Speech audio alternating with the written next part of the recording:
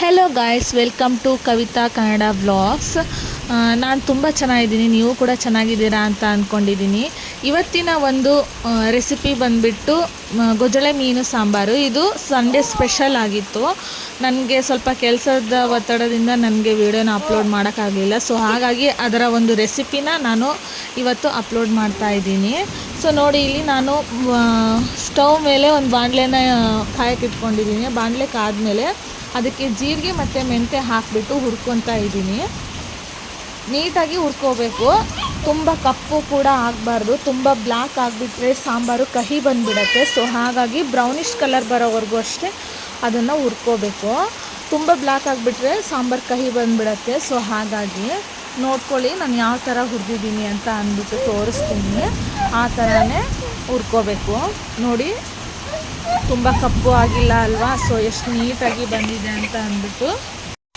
So ನೋಡಿ, ಈ ಥರ ಬಂದಿರಬೇಕು. ನೋಡ್ತಾ ಇದ್ದೀರಾ ಅಲ್ವಾ ಎಷ್ಟು ಚೆನ್ನಾಗಿ ಬಂದಿದೆ ಅಂತ ಅಂದ್ಬಿಟ್ಟು. ನಂತರ ನಾನು ಇಲ್ಲಿ ಸಾಂಬಾರಿಗೆ ಮಸಾಲಾನ ರೆಡಿ ಮಾಡ್ಕೊತಾ ಇದ್ದೀನಿ. ನಾನು ಇಲ್ಲಿ ಒಂದು ಈರುಳ್ಳಿ ತೊಗೊಂಡಿದ್ದೀನಿ. ನಾವು ಇಬ್ಬರೇ ಇರೋದ್ರಿಂದ ನಮಗೆ ಮಸಾಲ ಸಾಕು ಅಂತ ಅಂದ್ಬಿಟ್ಟು ಒಂದು ಈರುಳ್ಳಿನ ತೊಗೊಂಡಿದ್ದೀನಿ. ಆಮೇಲೆ ನಾನು ಸಣ್ಣದಾಗಿ ಒಂದು ಸಣ್ಣ ತೆಂಗಿನಕಾಯಿನ ಸಣ್ಣದಾಗಿರೋ ಒಂದು ಅರ್ಧ ಒಳಕೆ ಕಾಯಿ ತೊಗೊಂಡಿದ್ದೀನಿ.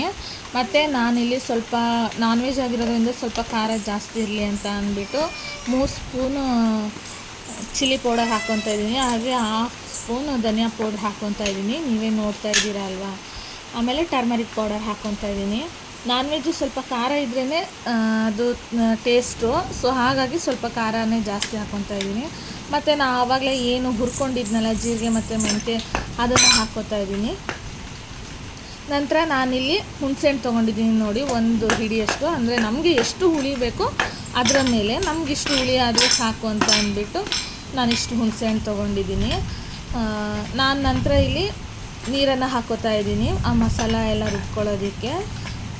ಸೊ ಇವಾಗ ಮಸಾಲ ರುಬ್ಕೊಳ್ಳೋಣ ಬನ್ನಿ.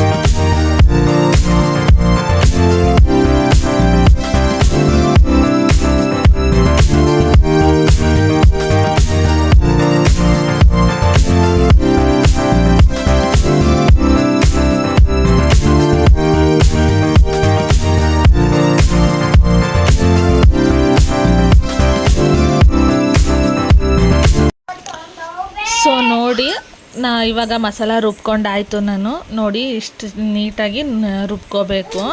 ನಂತರ ನನ್ನ ಹಸ್ಬೆಂಡು ಫಿಶ್ನ ಎಲ್ಲ ಕ್ಲೀನ್ ಮಾಡಿಕೊಟ್ಟು ಅದಕ್ಕೆ ಅರಿಶಿನದ ಪುಡಿ ಮತ್ತು ಉಪ್ಪು ಹಾಕಿ ಕಲಿಸ್ಕೊಟ್ಟು ಹೋಗಿದ್ದರು. ಅದನ್ನು ಯಾಕಪ್ಪ ಹಾಕ್ತಾರೆ ಅಂತ ಅಂದರೆ ಅದು ಸ್ಮೆಲ್ ಬರುತ್ತೆ ಅಲ್ಲ, ಒಂಥರ ಗೌಲ್ ಸ್ಮೆಲ್ ಬರುತ್ತೆ. ಸೊ ಆ ಒಂದು ಸ್ಮೆಲ್ಲು ಹೋಗಲಿ ಅಂತ ಅಂದ್ಬಿಟ್ಟು ಅದನ್ನು ಹಾಗೆ ಅದರಲ್ಲಿ ಕಲಸಿ ಇಟ್ಟು ಹೋಗಿದ್ದು. ನಂತರ ನಾನು ಎಲ್ಲ ಮುಗಿದ ಮೇಲೆ ನಂತರ ನಾನು ಅದನ್ನು ವಾಶ್ ಮಾಡಿಕೊಂಡೆ. ನೋಡಿ ಎಷ್ಟು ನೀಟಾಗಿ ವಾಶ್ ಮಾಡ್ಕೊಂಡಿದ್ದೀನಿ ಅಂತ ಅಂದ್ಬಿಟ್ಟು. ನಂತರ ನಾನೇನು ರುಬ್ಬಿಟ್ಕೊಂಡಿದ್ನಲ್ಲ ಮಸಾಲ, ಆ ಮಸಾಲಾನ ಹಾಕ್ಕೋತಾ ಇದ್ದೀನಿ. ನೋಡಿ ಅದನ್ನು ಹಾಕ್ಕೊಂಡ್ಬಿಟ್ಟು ನೀಟಾಗಿ ಕಲಿಸ್ಕೋಬೇಕು. ನೋಡಿ ನಾನು ಆ ಮಸಾಲ ಹಾಕ್ಕೊಂಡ್ಬಿಟ್ಟು ಹೇಗೆ ನೀಟಾಗಿ ಅದನ್ನು ಮಿಕ್ಸ್ ಮಾಡ್ಕೊತಾ ಇದ್ದೀನಿ ಅಂತ ಅಂದು. ಸೊ ನೋಡಿ ಈ ಥರ ನೀಟಾಗಿ ಮಿಕ್ಸ್ ಮಾಡ್ಕೋಬೇಕು. ನನ್ನ ಚಿಕ್ಕ ಮಗಳು ತುಂಬ ಡಿಸ್ಟರ್ಬೆನ್ಸ್ ಮಾಡ್ತಾ ಇದ್ದಾಳೆ. ಡೈಲಿ ಅವಳು ಮಲಗಿರ್ತಿದ್ಲು, ಇವತ್ತೇ ಮಲ್ಕೊಂಡಿಲ್ಲ, ತುಂಬ ಡಿಸ್ಟರ್ಬ್ ಮಾಡ್ತಾ ಇದ್ದಾಳೆ. ನನಗೆ ವಾಯ್ಸ್ ಕೊಡಲಿಕ್ಕೂ ಆಗ್ತಾಯಿಲ್ಲ. ನೋಡಿ ಈ ಥರ ನೀಟಾಗಿ ಮಿಕ್ಸ್ ಮಾಡ್ಕೋಬೇಕು. ನೋಡಿ ಯಾವ ಥರ ಮಿಕ್ಸ್ ಮಾಡ್ಕೊಂಡಿದ್ದೀನಿ ಅಂತ.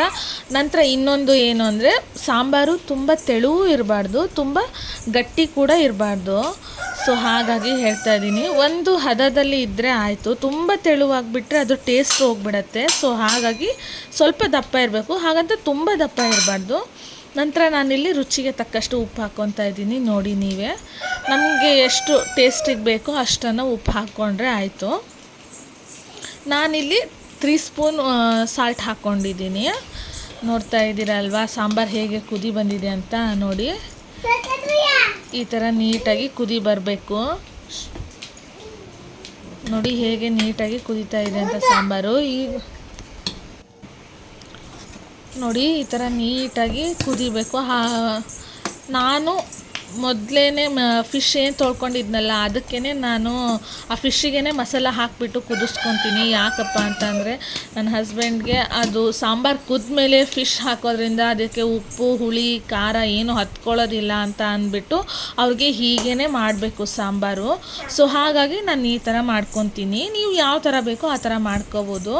ನೋಡಿ ಫೈನಲಿ ರೆಡಿ ಆಯಿತು. ನೋಡ್ತಾ ಇದ್ದೀರಾ ಅಲ್ವಾ. ಸೊ ನೋಡಿದ್ರಲ್ವ ಎಷ್ಟು ಚೆನ್ನಾಗಿ ಅಡುಗೆ ಬಂದಿದೆ ಅಂತ ಅಂದ್ಬಿಟ್ಟು. ಆ್ಯಕ್ಚುಲಿ ಸಾಂಬಾರು ರುಚಿ ಅಂತೂ ಸಖತ್ತಾಗಿತ್ತು. ಸೊ ನನ್ನ ಈ ಒಂದು ಚಾನಲ್ನ ಯಾರೆಲ್ಲ ನೋಡ್ತಾ ಇದ್ದೀರಲ್ವ ಅವರಿಗೆ ಎಲ್ಲರಿಗೂ ತುಂಬ ಹೃದಯದ ಧನ್ಯವಾದಗಳು. ಹಾಗೆ ನನ್ನ ಒಂದು ಚಾನಲ್ಗೆ ಸಬ್ಸ್ಕ್ರೈಬ್ ಆಗಿ, ಈ ವಿಡಿಯೋಗೆ ಲೈಕ್ ಕೊಡಿ, ಶೇರ್ ಕೊಡಿ. ಯಾವಾಗಲೂ ನನ್ನ ಒಂದು ವಿಡಿಯೋನ ಫಾಲೋ ಮಾಡ್ತಾಯಿರಿ. Thank you so much.